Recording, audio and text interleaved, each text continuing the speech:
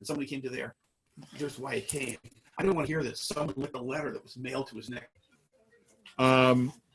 So I wanted to talk tonight about the nature of Jewish identity. I'm so sorry. If for no other reason than because it's my class, so I get to talk about what interests me. But on the other hand, you guys are here, so if I have some, you're free to leave. I guess I have some obligation, but I find Jewish identity to be a very interesting and paradoxical topic.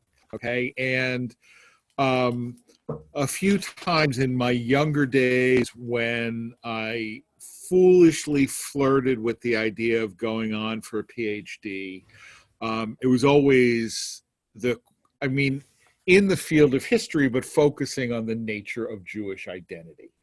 Okay, because when we say somebody's a Jew, okay, or what exactly does that mean? Okay, and I've mentioned this in a couple of sermons that I've given over the year, but my dissertation advisor actually published a very important article in historiography asking the question, when does modern Jewish history begin?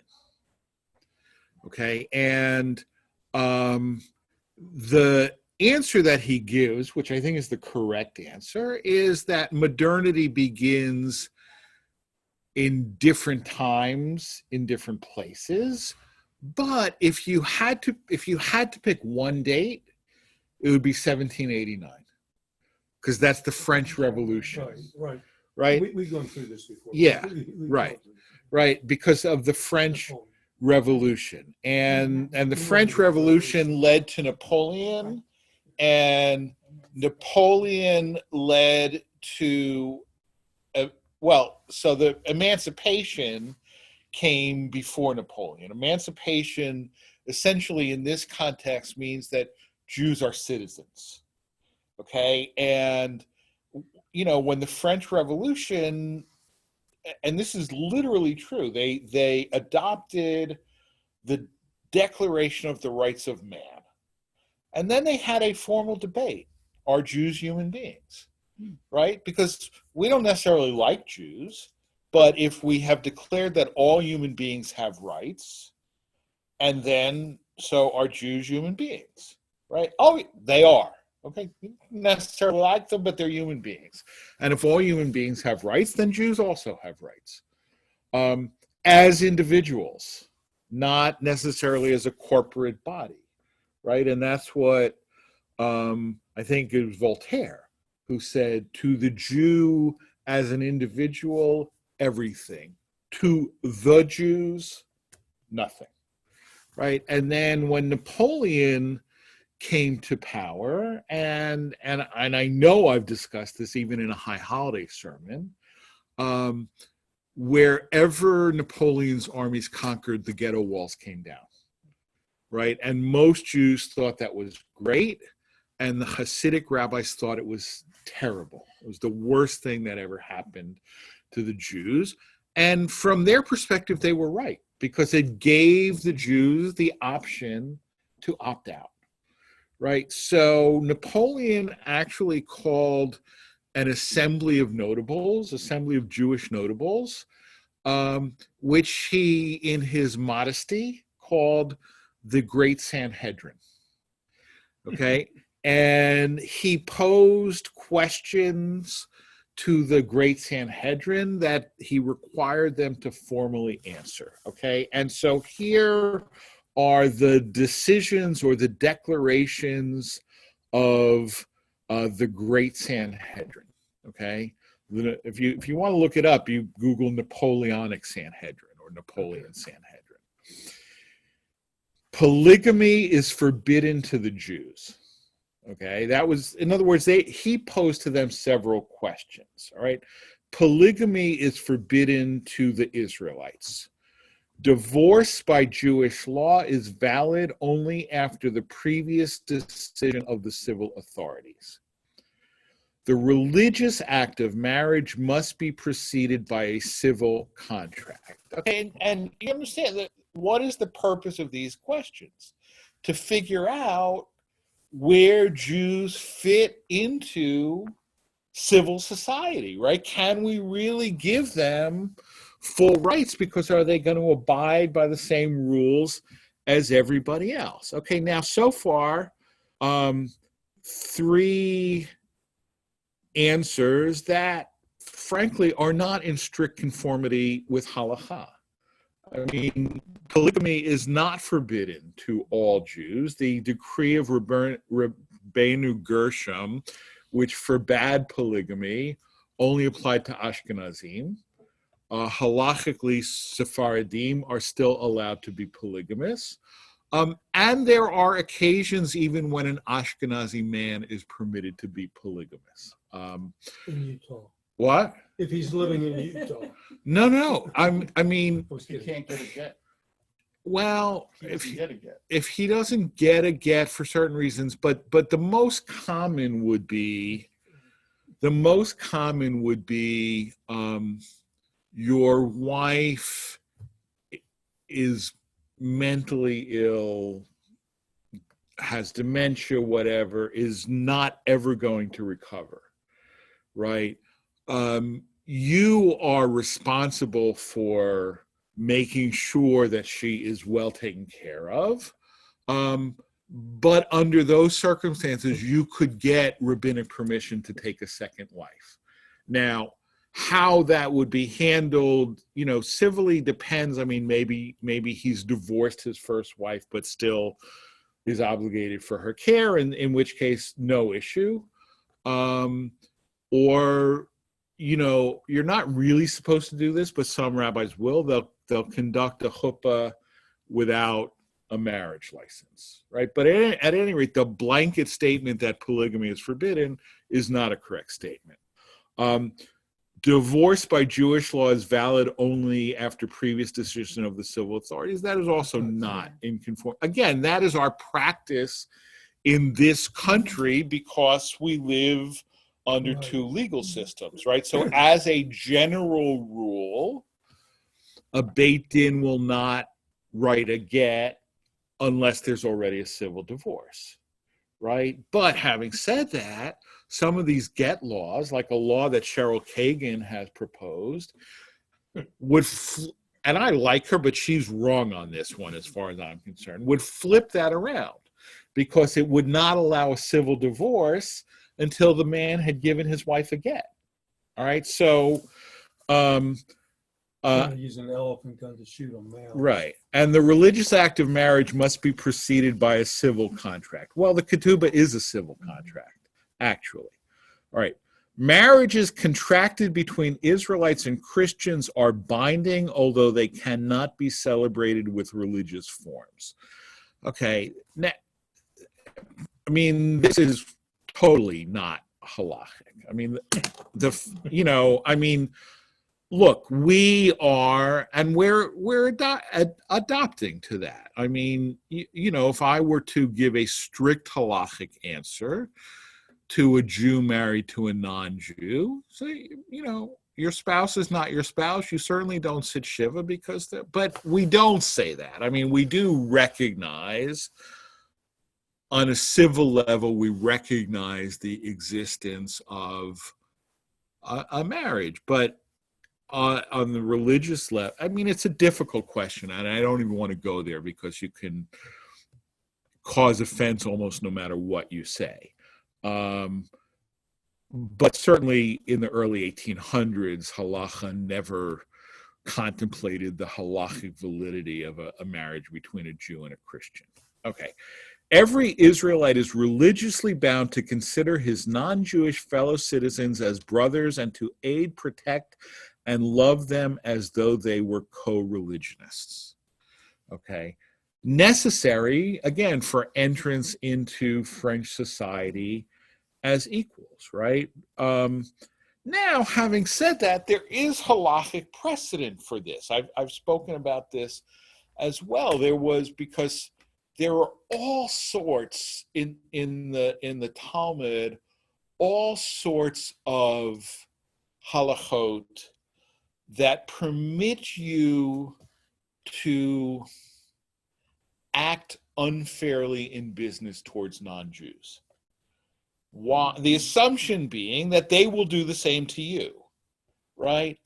But the Meiri already, almost 1,000 years ago, said this applies to pagans in the Talmudic era. It does not apply to Christians and Muslims, because Christians and Muslims are what he called nations bound by the ways of religion.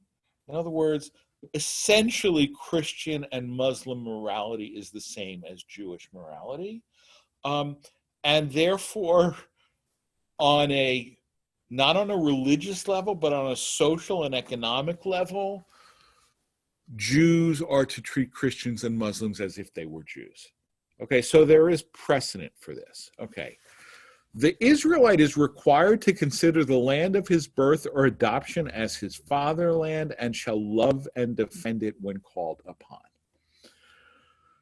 Judaism does not forbid any kind of handicraft or occupation. It is commendable for Israelites to engage in agriculture, manual labor, and the arts as their ancestors in Israel used to do. And finally, Israelites are forbidden to exact usury from Jew or Christian. Okay. Again, all of these answers necessary to fit into French society. But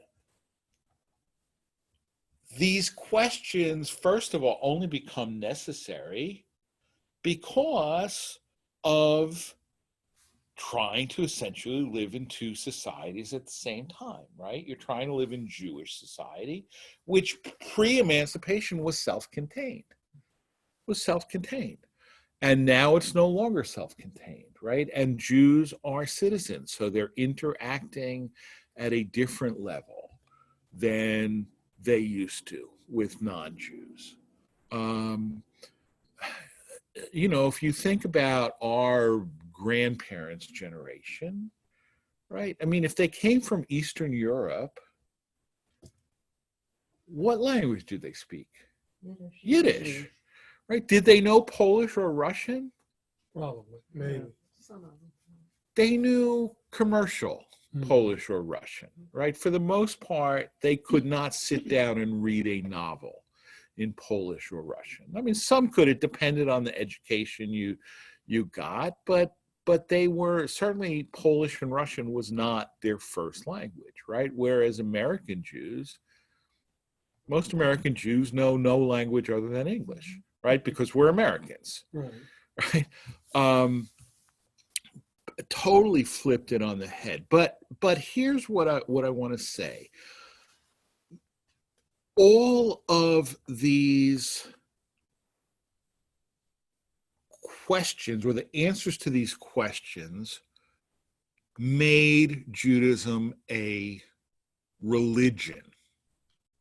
Right? I mean, these answers define Judaism as a religion, right? Whereas if you had asked pre-modern or pre-emancipation Jews, they would have said, I mean, to a certain extent, the question is not even necessarily intelligible, right? But how do you say the collectivity of the Jews in Hebrew? Am Yisrael, right? Am Yisrael. What does Am Yisrael mean? The nation or the people of Israel. Not Dat Yisrael, the religion of Israel. And for that matter, it's Yisrael. It's not Yehudim, right? It's not Yehudim, it's Yisrael, right? And throughout rabbinic literature, the word for a Jew is Yisrael, an Israelite, right? And that's why when the state of Israel was founded, it became the state Medinat Yisrael, because Yisrael means the Jewish people, right? And all this stuff, all this stuff, I mean, the Jews were isolated. right. And so they, within the walls, who shared a religion, had a social structure and a government, an approach to life. And the French were going to tear down the wall. And so they needed to know how would Jews who have that religion, but we're not going there, how would Jews fit in with our way of life? So none of this to me is religion. It's that other part that you said on the Bema Saturday, which is government. Right. You didn't even use the word government when you said that I said God gave the civil and criminal law, the term that I use. There was one word, but no, the phrase that I used, you think so? which I think is very pithy, actually, is that it was a constitution. right, in classic rabbinic thought, the Torah is not a guidebook for a religion; it is the constitution of a nation. That's what you said, and this and these questions are looking, in effect, over the wall to these people and saying, but how would you deal with these constitutional issues? Right. So it has nothing to do with the religion. It just has Correct. to do. All right. Right. It denationalizes. You said this is when we were this identified as a religion. Right. This Quite turns the Judaism opposite. into this turns Judaism into a religion as opposed to an as opposed to a nation, as opposed to an ethnos, which certainly has a religious component. And I'm not denying that it has a religious component, but I mean, if you say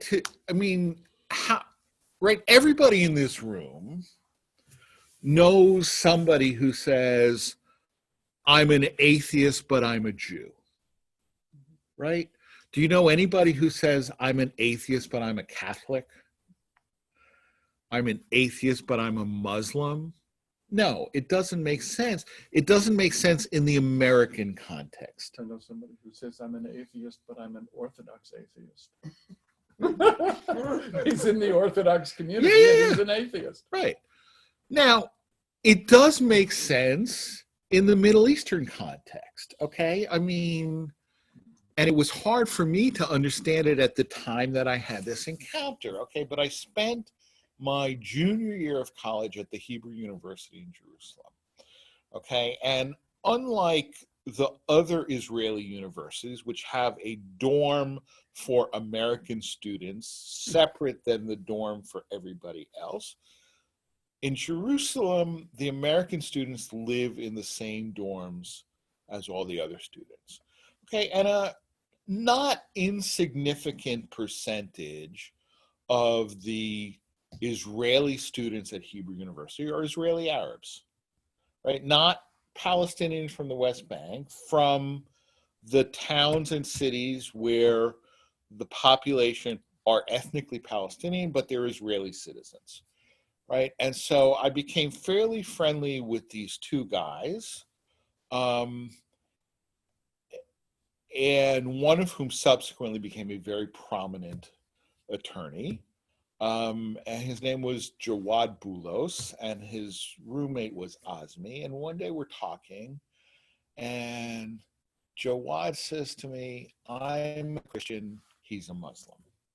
Now, at that time, at least half of Israelis, and pretty much all young Israelis, were members of the Communist Party, because it was the only party that expressed Palestinian nationalism that was legal. Okay, so they were both very active in the Communist Party. And I said, okay, you're a Christian, he's a Muslim. You're both communists, right? Yes, yes, of course. So if you're communist, and this was a Orthodox Soviet Marxist-Leninist Communist Party. I said, so you're communist? Yes. Well, then you're both atheists, right? He says, yes, but I'm a Christian atheist and he's a Muslim atheist, right? Which totally makes sense in the Israeli context because it's a tribe that you're born into a tribe and you identify with the tribe, right? And that is one of the reasons why Israeli Jews and American Jews often talk past each other, right? I mean, I gave a sermon on this too. I said Protestant Jews and Catholic Jews, right? Where Israeli Jews are Catholic, right? We are Protestant. We insist on our right to define for ourselves what's meaningful, what's not meaningful, what I will observe, what I won't observe. Am I a Jew? Well, today I'm a Jew. Tomorrow I might not be a Jew. The next day, well, I'm a Jew up until noon, and then and who's going to tell you no? Right? So, but Judaism has become a religion because of emancipation. Now, having said that, it's not only a religion, right? I mean, I got this. I mean, I started my career as a Hillel rabbi. And, student affairs always wanted to peg me along with the Catholic chaplain and the Protestant chaplain. And I said, fine, but I'm also like the executive director of the Black Student Union, right? I mean, because there is that element. And if you look at what the typical Hillel does, what percentage of what the typical Hillel does is religious? Minuscule, right? But what percentage of what the Wesley Foundation does is religious? All of it, right? Or the Newman Society, or the whatever. I mean, we don't. That's part of the problem, is we don't fit neatly into boxes or into cubby holes, right? But American society wants to cubby hole us into the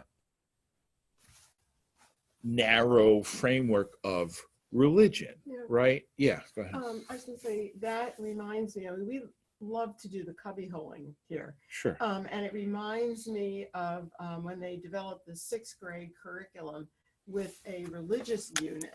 And I was in the class, and it appeared to me that it was very well organized. You look at the religious book and you look at, the holidays, and, it seems very well organized until I went to a class, and the Hindu chaplain or religious leader was saying that they don't necessarily have one specific book that's more important.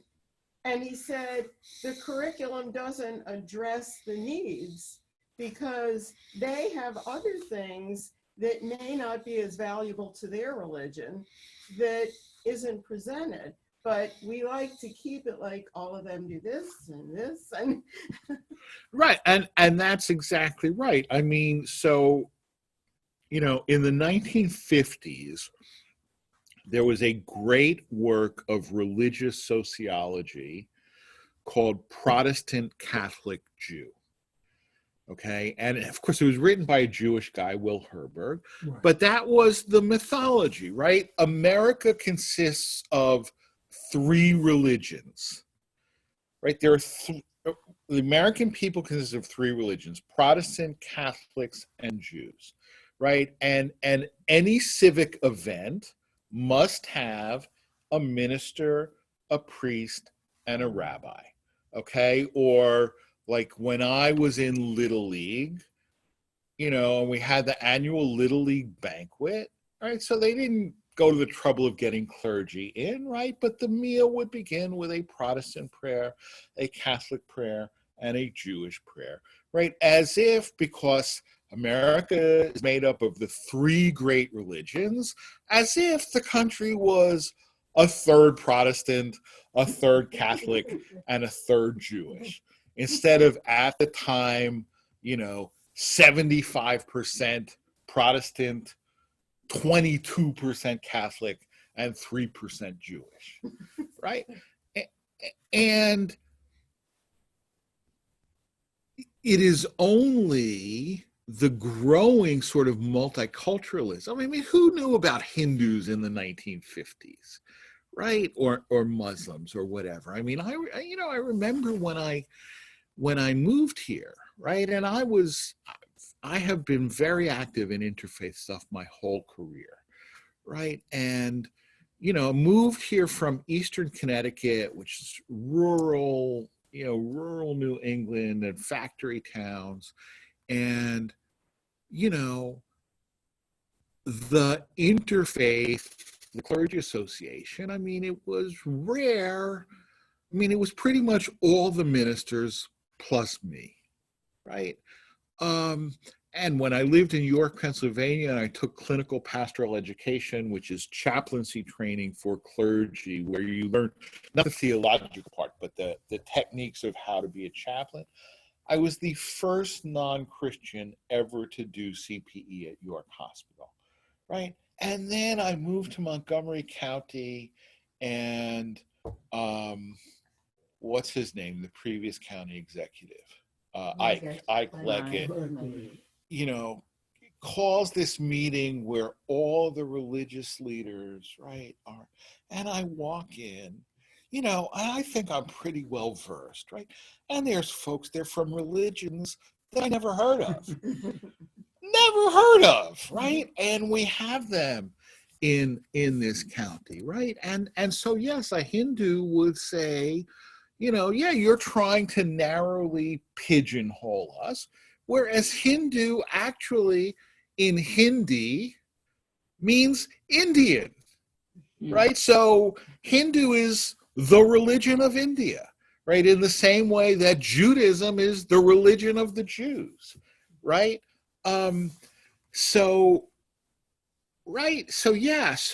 the fact that we now have so many other religions that are staking their claim to identity and staking their right to be part of the public square has, I think, benefited us as well, right? But now here's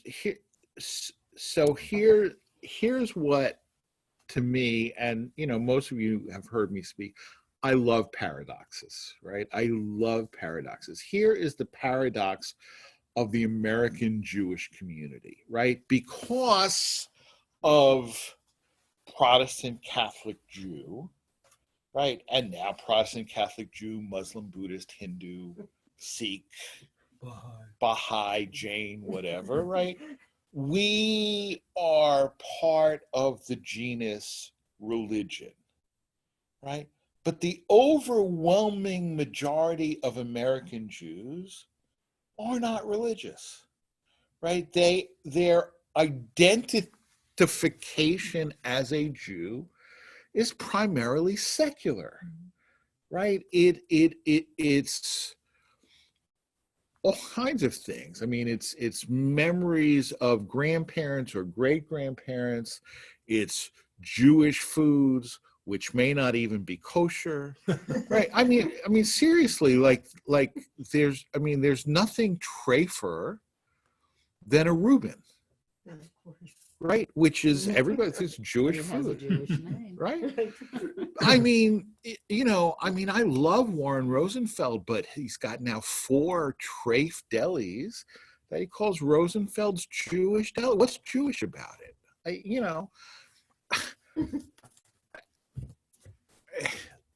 To me, kosher General Tso's chicken is far more Jewish than treif pastrami, right? But you don't agree. I'm trying to figure out what trying to unpack it. I'm just not getting it. Okay. Kosher General Tso's chicken. So you go to Moby's and there's a box of General Tso's chicken. Right.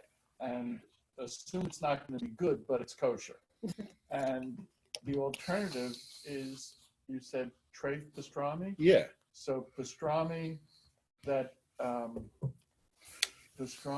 is sold in a, for argument's sake, let's even take it to a New York style deli where Right. they're going to slice it by hand, but it's not going to be of a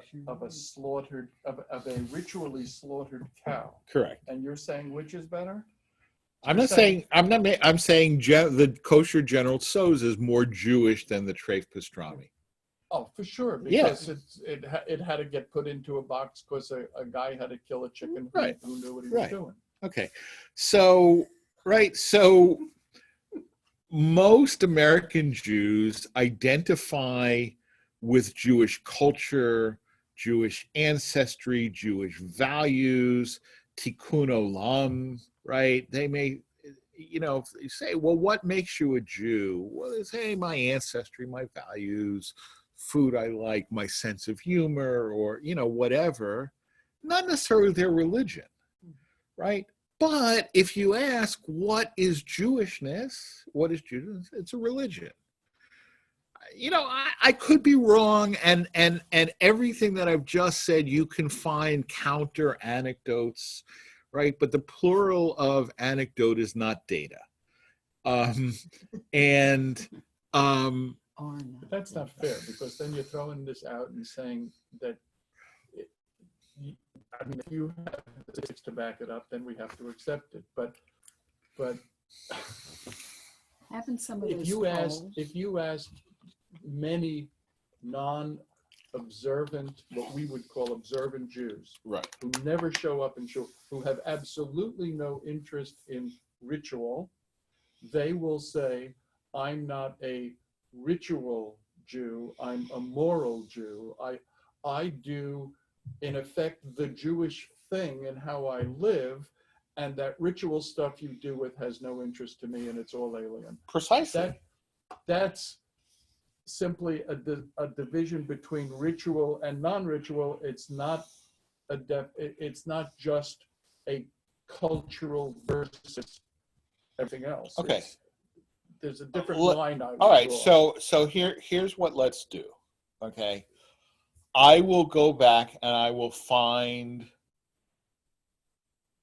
the Pew demographic study from 2013, and I'll find the Greater Washington demographic study from 2018. Okay, and we'll Take a peek. we'll take a peek and we'll see. Okay, because But for sure, 90% of Jews in America do not define themselves according to ritual. That ritual, let me rephrase that, ritual is not the driving force of their definition of who they are. correct. And to them, Correct. it's outside the box. I think we actually agree. Yeah. More, yeah. Well, I was just going to say that I think recently the same phenomena is happening. I work with quite a number of people that are Catholic, and half of them say, I'm just a cultural Catholic. I Mhm. never go to mass. I'll go, like a lot of Jews, they'll go, their two main holidays, and that's it. They don't do anything They don't go to else. confession, they don't do all that. Right. Yeah. So I'm wondering if it's more of an American thing. I don't know. Part Well, of assimilation. It's not. it We're is. not the only Right. ones who are susceptible. Right. No, absolutely. I mean, I've said this before. If ex-Catholic were a denomination, it would be the third largest denomination in the country. Wow. Right? Yeah, it would be the first largest denomination is Roman Catholic. The second is Southern Baptist. The third would be ex-Catholic. Okay, now this is before the rise of the nuns, right? Not N-U-N, N-O-N-E, right? People who say they're spiritual but not religious. But a lot of the spiritual but not religious people are ex-Catholics, right? Not exclusively, certainly, but yeah, ex-Catholic would be the third largest denomination in the country if it existed. Okay, so now I want to segue a little bit. So we've talked about, Jewish identity in America. Now I want to talk about Zionism. Okay, what is the role of Israel in our Judaism? Okay. And first of all, just as a historical matter, okay, which is, it's a historical statement, it's not a normative claim. When Zionism appeared on the scene, it was roundly rejected by the Orthodox rabbinate and the Reform rabbinate. Okay, conservative Judaism basically didn't exist at the time as a distinctive movement, really. Okay. 48? No, I'm talking the 1890s. Herzl. Right. Okay. Herzl. Okay. Why did Orthodoxy reject it? Because as I've said when I'm talking to teens, right? I mean, we are in exile. We are in exile, right? Every Hag, we read in the Musaf service, Mipnei chata'enu galinu mi'artzenu, right? Because of our sins, we were exiled from our land, right? Who decides when the exile ends? God, right? I say, you're a teenager, you did something bad, your parents ground you. Who decides when the grounding ends? Your parents, not you, right? Well, we decided exile's over, we're going back, right? Chutzpah vis-a-vis God, right? God, right? We were exiled from our land because of our sin. God gets to decide when the exile's over, not human beings. Okay, so God works through the human beings. that's the synthesis. That's the synthesis. Okay, but that you're correct, but that didn't come until later. Right. The Reform rejected it because of all the answers that the Napoleonic Sanhedrin gave, right? The Israelite is required to consider the land of his birth or adoption as his fatherland and shall love and defend it when called upon. Every Israelite is religiously bound to consider his non-Jewish fellow citizens as brothers to eight, right? And it's the dual loyalty, right? How can we be loyal to our country if we're loyal to another country, right? And even it gets down to, and it's one of the reasons why, I mean, it doesn't happen very often around here, but if somebody refers to this place as a temple, I will chew them out, okay? Because where did the term temple come from? Right? Reform Jews started calling their synagogues temples as a statement of opposition to Zionism. Right? That is a historical fact. Okay? Because the temple is in Jerusalem. Right? And we, now in the Musaf service, right? We pray to rebuild the temple, right? Okay, got it. And no, the dedication of the first Reformed temple in the United States, which was in Charleston in the 1840s, right? This building is our temple, this happy land, our Jerusalem. Right? That's what the rabbi said, Gustav Poznansky, right? So to call a Jewish place of worship a temple, now I get it that today nobody's using that as a statement of anti-Zionism, but historically that's what it was. This is not a temple, it's a synagogue. Right? And I'm not going to go down here for too long, but there's, or I might. But there's temples. There's temples in Europe. Okay. Not Jew. I mean, the Masons would go around and build Sure. these edifices, and they were temples. And in England, you have like the Middle Temple and the legal system. Well, it just I mean, I don't want to screw up. Well, the historical look the significance. Masons, and I don't know a lot about I do. Masonry, but don't they trace themselves back to the Masons who built Solomon's Right. temple? Right, and that was the theory of Right, and that's why it's the Mormon temple. I mean, Right. Mormons also have churches, but they have temples, right. and the temples are like the temple in Jerusalem. Incidentally, I don't know if you've seen this, right? But Mormon temples, once dedicated, once consecrated, only Mormons can go in. But the Mormon temple in Kensington is being redone, and so it's been deconsecrated, and it's going to be rededicated sometime in September. They're going to have several weeks of open houses where you can go inside and see it before it's reconsecrated. Oh, they did that when they built They it. did. But I wasn't That was around. in 1974. Right. No, because it went wet there. Right. And the thing is, the judge I worked for he's a self-made man. He had his own strong ideas. Alan, if I'm not good enough to go in there after I'm not good enough to go. So I didn't go in either. Right. I Okay. was wondering. Yeah, All right. yeah. So Zionism was opposed by the Orthodox rabbinate and the Reform rabbinate. The Eastern European Jews, the folk, the popular, were strongly Zionist. Okay, but they were again, we romanticize the past. Although if you look at Fiddler on the Roof really, I mean, it's a little later, but it's not that much later, really captures the variety of Jewish identity, right? You have Tevye and Goldie, who are Orthodox, right? You have the non-Orthodox Jew, you have the communist Jew, you have Zionism, right? From Sarah going off to the Holy Land. All of these things, right? It really actually does a nice job capturing the variety of Jewish identities. What would this time frame be? I always thought it was like the 1880s, 1890s. What would Fiddler? Fiddler was the early 1900s, I think, right. 1905. Yeah, Shalom Aleichem, right in the early 1900s. Oh, okay, Shalom, Right. Yeah. For that period. Right. Yeah.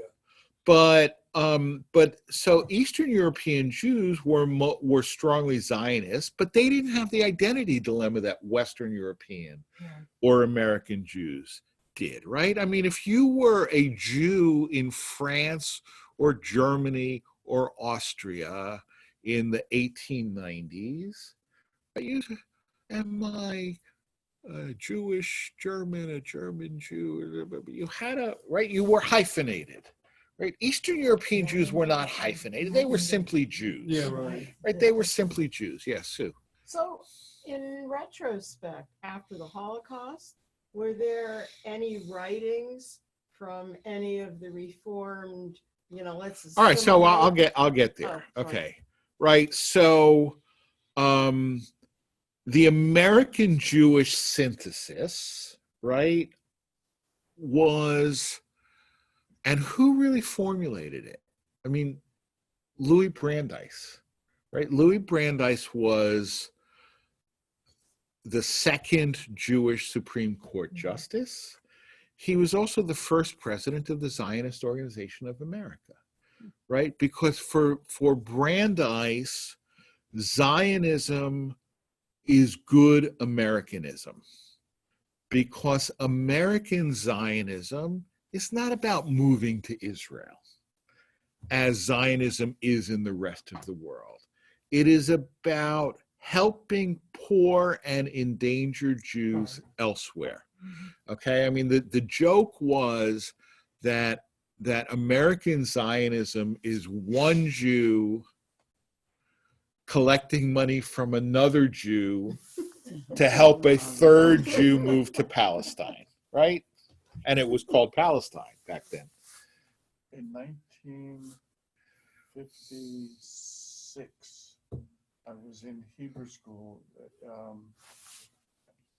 Talmud Torah in Long Island, and the teacher asked what I thought was a ridiculously stupid question. If the United States and Israel went to war, whose side would you fight on? And I took it to be inane. And my classmates did not take it inane. There were different answers in this room that stunned me, Right. but it really spoke to the different world that Right. I came from compared to them, who were, even though we were the exact same age, they were a generation more assimilated than I was. Right. It was But of stunning course, to I me. mean, it is an inane question because because Israel's so dependent on America that it's just a stupid question. But in 1956, it wasn't Well, so. but that was, they were not looking at that. I know, They they're- weren't right. saying, if you wanted to be on the side of the winner, where would you go? They were saying, you have divided loyalties. If push came to shove, how would you deal with it? Right.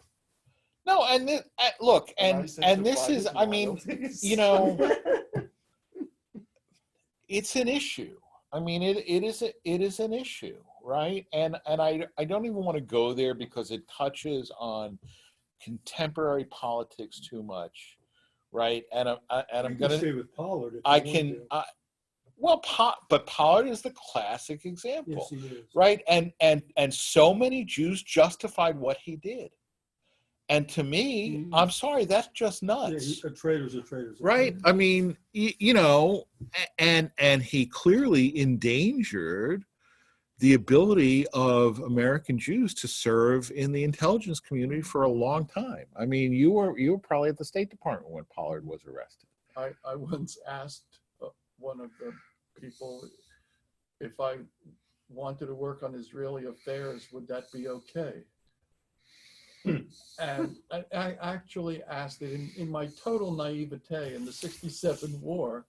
I went to my boss and said, how could I be helpful? Yeah.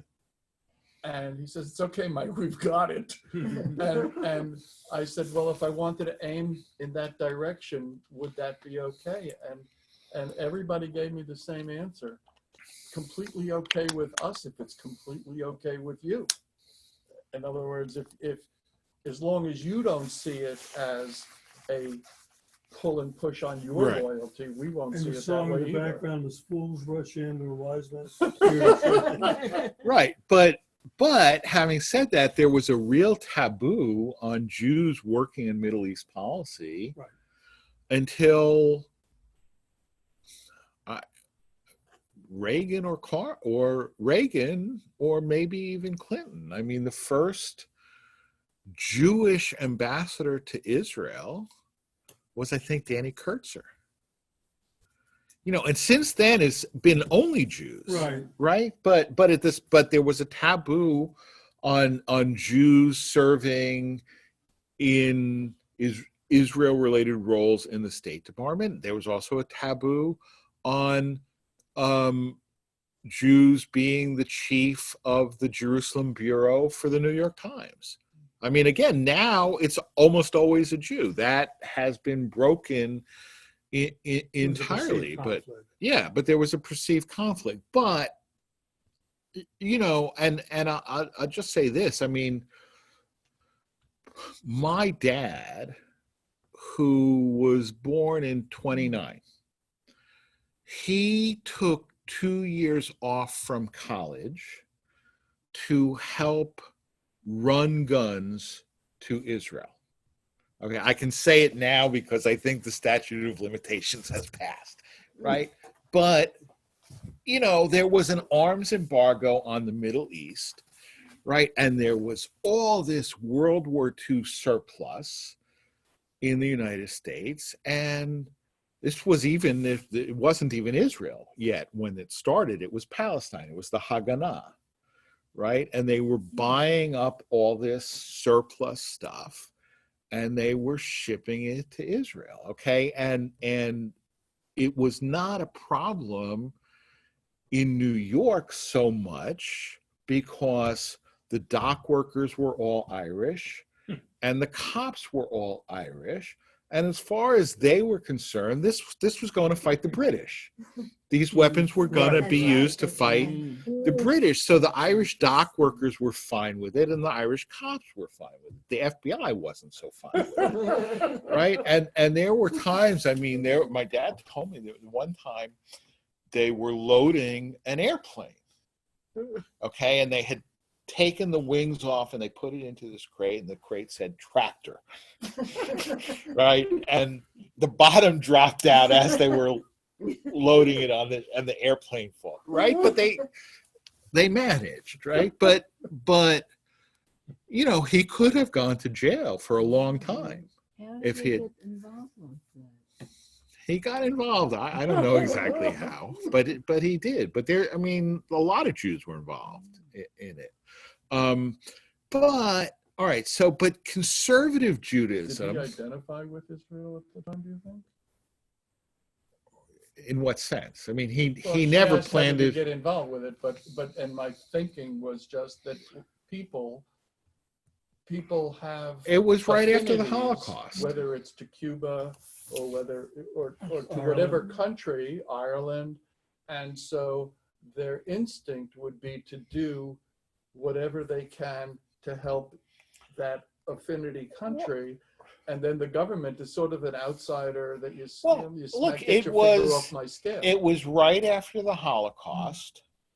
Okay, it was right after the Holocaust. It was simultaneously, you had all these Holocaust survivors trying to get into Palestine. You had the Arabs threatening to wipe them all out. I mean, it was natural. So to go back to your question, right? I mean, so American Jewry as a whole became Zionist in the late 30s, early 40s, right? When that was seen to be the answer. But it wasn't an Aliyah-oriented Zionism. It was help the Help them poor, over there. struggling Right, people right. over there type of Zionism, right? But But I just wondered if there was any regret ever from any of the leaders of, say, the German Jewish community, the Yeah, of course. Reform, on their staunch assimilation stance. right. Okay. So I'll give you one example, and then we'll move on. Okay. I had the fortune of studying with Professor Jacob Rader Marcus, who was literally the founder of the discipline of American Jewish history. Right? Nobody ever taught American Jewish history before Marcus. Okay, and when I had him, he was in his 90s, but he was still teaching and still writing, still publishing. Marcus trained as a German Jewish historian. He was American born, but he went to Germany in the 20s to get his PhD. Okay, he became an American Jewish historian because he said there's no more European history to write about. Right?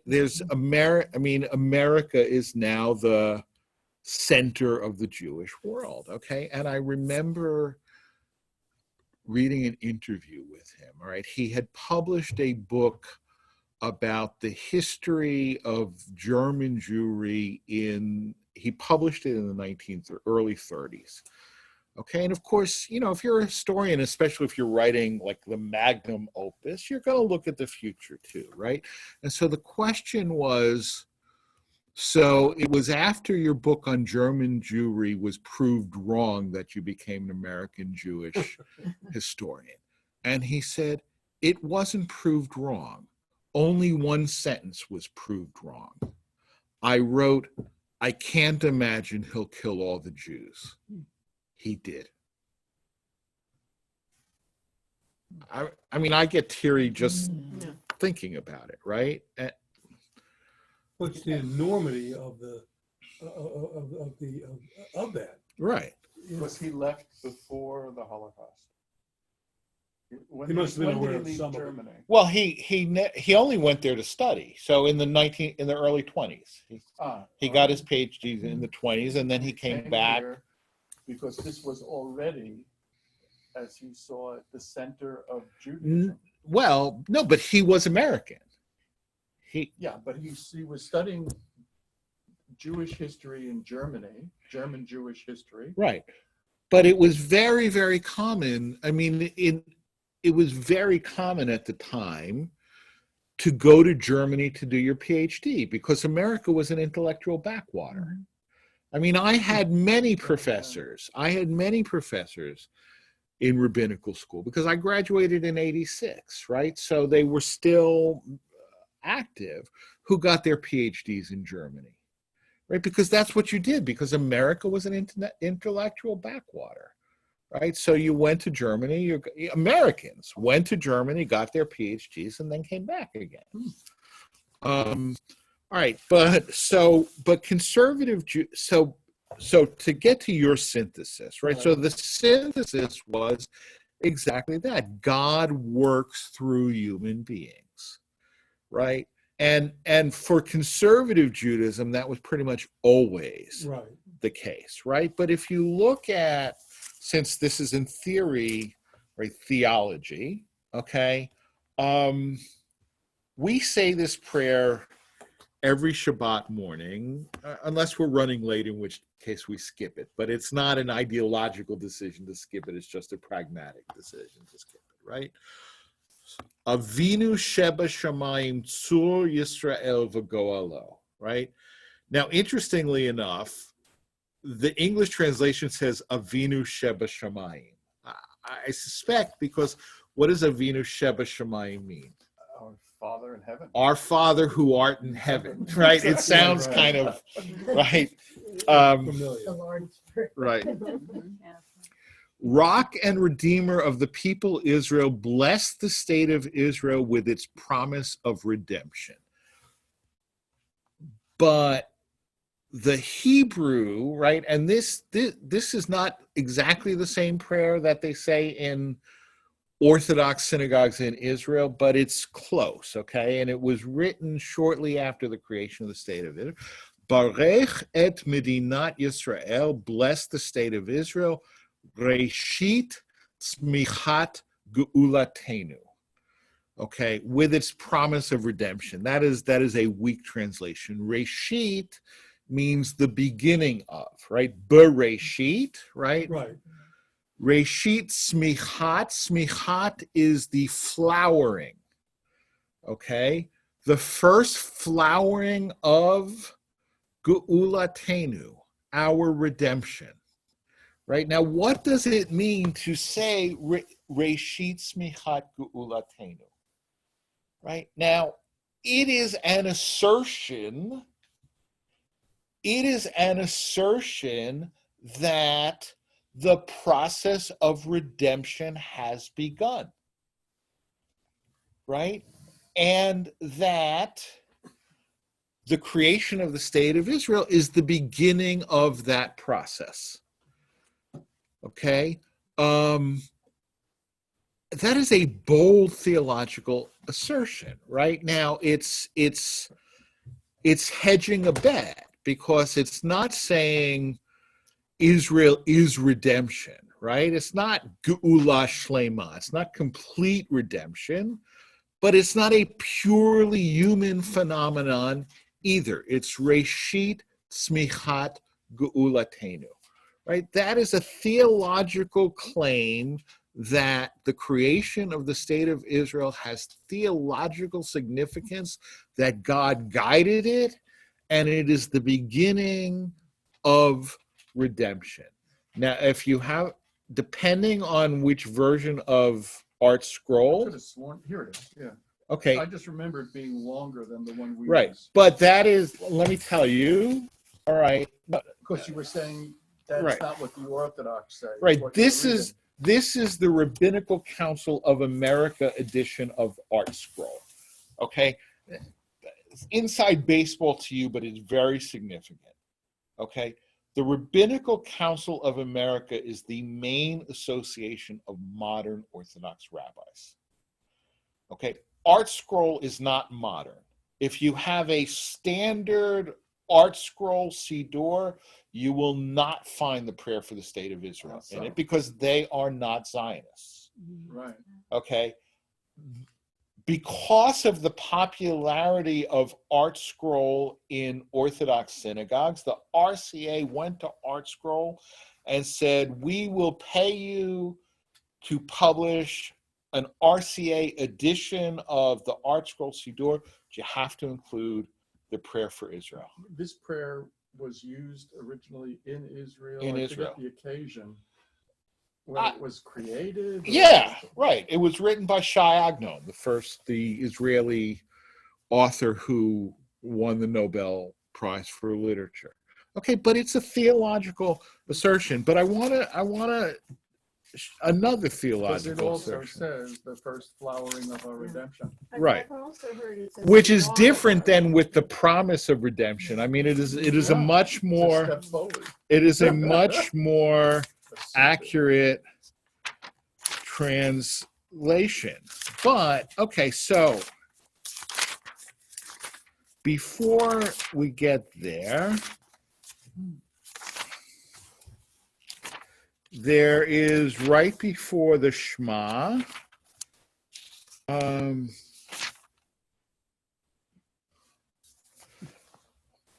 prayer, Ahava Rabbah, Ahavtanu, with great love you have loved us, right? And sometimes you will hear the end of the prayer.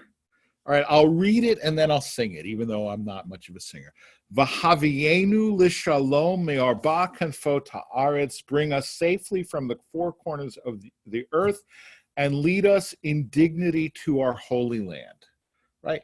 Sometimes we sing it this way. V'havienu l'shalom me'arba. Now, what I'm saying is the tunes that we use have theological significance, right? Because this is a prayer to bring us from the four corners of the earth to our land. When we sing that tune to Hatikva, what are we saying? That the creation of the state of Israel is the beginning of this process. It's Reshit Smichat Ge'ulatenu, okay? I promise you, you will never hear this sung to the tune of Hatikva at Chabad. Never. How about modern Orthodox? Modern Orthodox for sure, because they are Zionists.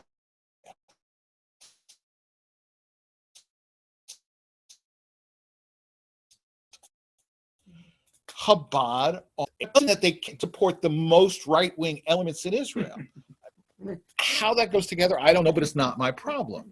But ideologically, they are not Zionists because Zionism is a secular phenomenon and not guided by God, right? Now, for conservative Jews and modern Orthodox, we say, yes, it is. It's the synthesis, right? God used human beings to accomplish his goal, which is still in process. So you guys are using that term as a term of understood art. So this synthesis. So it was like first enunciated as the explanation. Because what we had were Jews in this country who were not Orthodox and who cared about Israel, and that was the explanation. But who first how did it get articulated? Rabbi Cook, Abraham Isaac Cook, who was the first chief rabbi of Palestine. In Israel. So it was articulated there. Right. So Cook's analogy was, getting back to the Mormons, okay, when the temple stood, you have the Holy of Holies, right? The Kodesh HaKodeshim. Only the high priest could go into the Holy of Holies, and only on Yom Kippur. But when the temple was being built, all the workmen went Right, in there sure. all the time. Okay? That Zionism is building the Holy of Holies. Ben Gurion, all these other socialist, atheist, Hazer Fresser kibbutzniks, they are the workmen. They're being used by God. They don't know they're being used by God. They don't acknowledge God, but they are being used by God for God's divine purposes of rebuilding the temple, so to speak. Okay? And that is the genesis of that synthesis, where you could still be orthodox and yet see, because the problem with Zionism is it's a secular movement, right? It's a secular movement led by, like I said, Haserfressers. Okay, well, but these Haserfressers don't know it, but they are being guided and used by God. That's the synthesis. Oh. Sort of like Southern football.